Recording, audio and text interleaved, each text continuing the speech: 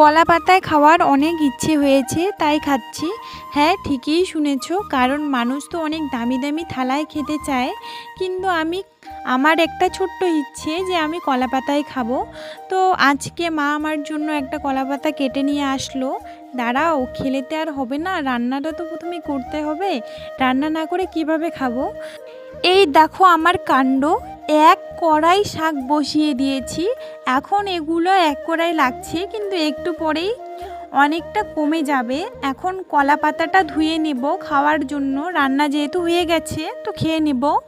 হালকা একটু ডেকোরেশন করে নেব, তারপর খাবো। দেখতেও সুন্দর লাগবে, খেতেও ভালো লাগবে।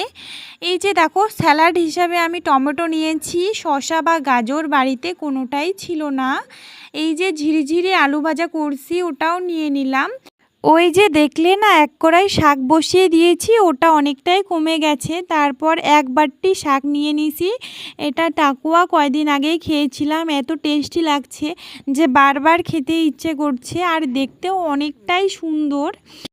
এখন আমি খেয়ে নেব, খেয়ে রিভিউ দিচ্ছি কেমন হয়েছে। যদিও আমি রান্না করছি, তবুও তো খেয়ে দেখতে হবে না কেমন হয়েছে। তো খেয়ে দেখলাম অনেক টেস্টি লাগছে খেতে।